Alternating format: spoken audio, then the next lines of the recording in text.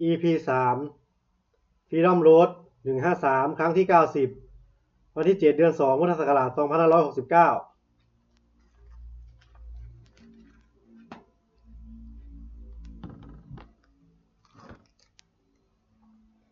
บทสวดพระเทกรตคาถาแปล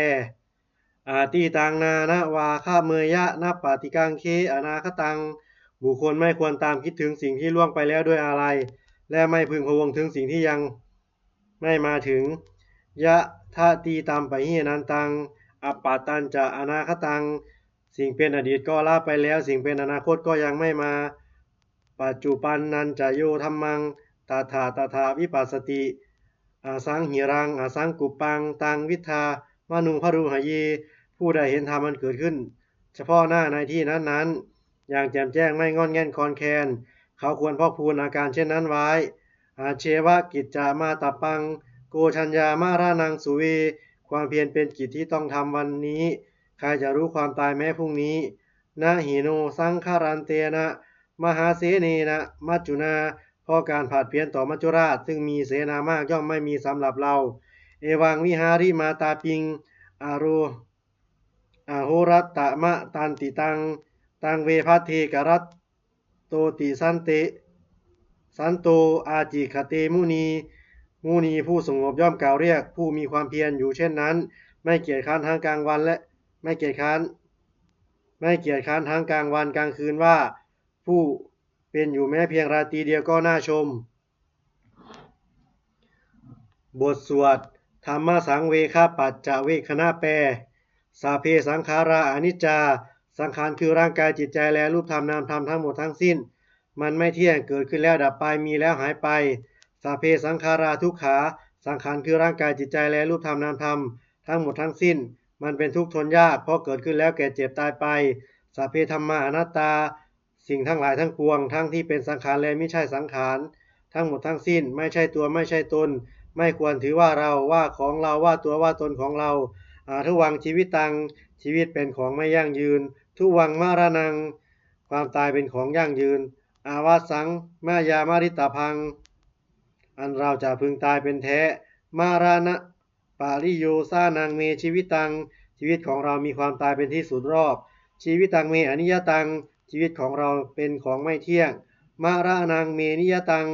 ความตายของเราเป็นของเที่ยงวัตตะควรที่จะสังเวชยังกายโยอจิรังร่างกายนี้มีได้ตั้งอยู่นานอาเปตาวิญญาโนขันปราศจากวิญญาณชุโธอันเขาทิ้งเสียแล้วอาทิเสสติจากนอนทับปัทถวิงซึ่งแผ่นดินกาลิงข้าลังอีวะปราดูดังว่าท่อนไม้และท่อนฟืนนิรัตถังหาประโยชน์ไม่ได้อนิจจาวัตสังขาราสังขารทั้งหลายไม่เที่ยงหนออุปาทวายธรรมมิโนมีความเกิดขึ้นแล้วมีความเสื่อมไปเป็นธรรมดาอุปาชิตวานิโรชันติการเกิดขึ้นแล้วย่อมดับไปเตสังอุปสมโมสุโคความเข้าไปสงบระงับสังขารทั้งหลายเป็นสุขอย่างยิ่งสัพเพสัตตามารันติจะสัตว์ทั้งหลายทั้งปวงกำลังตายอยู่มาริงสุจามาริสเรที่ตายแล้วและกำลังจะตายตาเทวหังมาริซามิเราก็จักตายอย่างนั้นเหมือนกันนัตถิเมเอตสังสโยความสงสัยในความตายนี้ย่อมไม่มีแก่เราเลย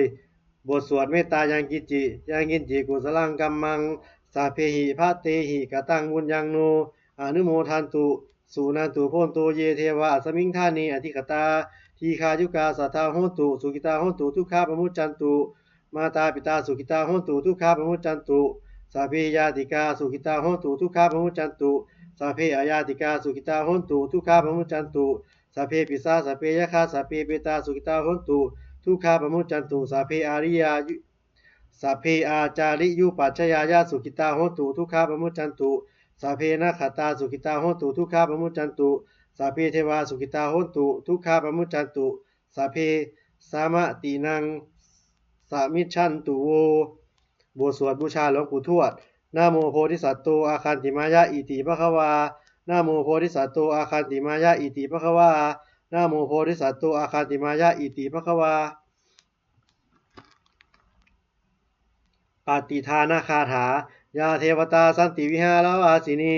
ตุเปคะเรโพธิคะเรตาหิงตาธรรมทาเนนาภวันตุปูจิตาโสทิงกโรนเตทาวิหารมันดาเลเท ราจามาชานาวกาจาภิกขโวสารามิกาธานาปฏิอุปาสกาข้ามาจาเทสานิข้ามาจาอิสราสัปปานาภูตาสุขิตาภวันตุเตชาราภูชาเยปิจาอันตสัมภวาสังเสทชาตาอัทโวปปาติกานิยานิกังธรรมวรังปฏิจเตสัพเพปิทุกัสสะกโรนตุสังขยังธาตุจิรังสตังธัมโมธรรมทาราจาภุคลาสังโฆโหตุสามะโควะอาทายาจาหิตายาจะอัมเหราคตุสัทธัมโมสาเปปิธรรมจาริโนพุทธิงสัมปาปุเนยามะธรรมเมอริยปเวทิเตปัสสนาโหตุสาเพปิปานิโนพุทธศาสนีสัมมาทารังปเวชันโตกาเรเทโวปวัสสตุอุทิภาวายะสัตตานังสามิทังเนตุเมทานิงมาตาปิตาจาตราชังนิจจังราคันติปุตกังเอวังธรรมเมนราชาโนปาชังราคันตุสัพพทาเทวตาอุยโยชนะคาถาบททรงเทวดา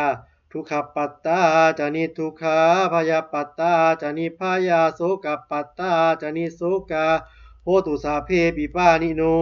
เอตาวตาจะอัมหิหิสัมปะตังบุญญสัมปะทังสัพเพเทวานุโมทันตุสัพพะสัมปะติสิทธิยาทานังทันตุสัทธายาสีรังราคันตุสัพพทาภาวนาภิรตาโหตุคาชันตุเทวตาคตาสุมังคราคาถาโหตุสัพพังสุมังคลังรักขันตุสัพพะเทวตาสัพพะพุทธานุภาเวนะโสติโหตุนิรันตาลังโหตุสัพพังสุมังคลังรักขันตุสัพพะเทวตาสัพพะธรรมานุภาเวนะโสติโหตุนิรันตาลังโหตุสัพพังสุมังคลังรักขันตุสัพพะเทวตาสัพพะสังฆานุภาเวนะโสติโหตุนิรันตาลังสัพเพพุทธาภรปัตตาปเจกานันจะยังพรังอรหันตานันจะเตเชนาระคังมทามิสัพพสูสัพเพพุทธาภรปัตตาปเจกานันจะยังพรังอรหันตานันจะเตเชนาระคังมทามิสัพพสูสัพเพพุทธาภรปัตตาปเจกานันจะยังพรัง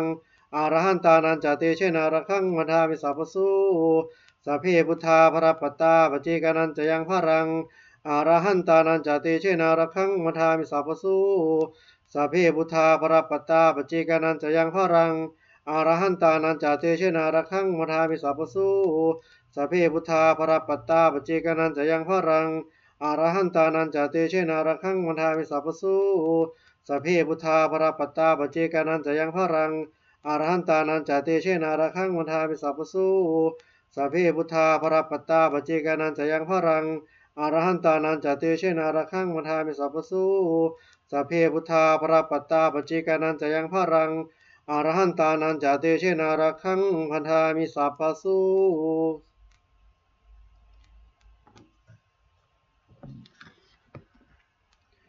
ด้วยอำนาจแห่งบุญกุศลที่ข้าพเจ้าได้สวดสาธยายพระพุทธมนต์นี้ข้าพเจ้าขอน้ำเกล้าอุทิศถวายเป็นพระราชกุศลแด่สมเด็จพระนางเจ้าสิริกิติ์พระบรมราชินีนาถพระบรมราชชนนีพันปีหลวงผู้เสด็จสู่สวรรคาลัยขออานิสงส์แห่งบุญกุศลนี้จงเป็นสัพพสิริมงคลแก่ข้าพเจ้าให้แคล้วคลาดปลอดภัย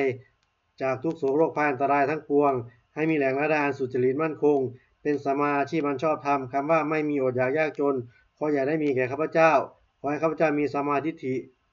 ตั้งมั่นในพระธรรมคำสอนในองค์สมเด็จพระสัมมาสัมพุทธเจ้าดำรงอยู่ในความดีงามตลอดกาลนานอีกทั้งขอเทพเทวดาทั้งหลายผู้ได้อนุโมทนาสาธุการในบุญกุศลนี้โปรดประสิทธิ์ประสาทพรน้อมส่งอนุภาพแห่งมงคลไปสู่วัตถุมงคลพระปิตายอดเศรษฐีทั้งฝ่ายไทยและฝ่ายลาวรว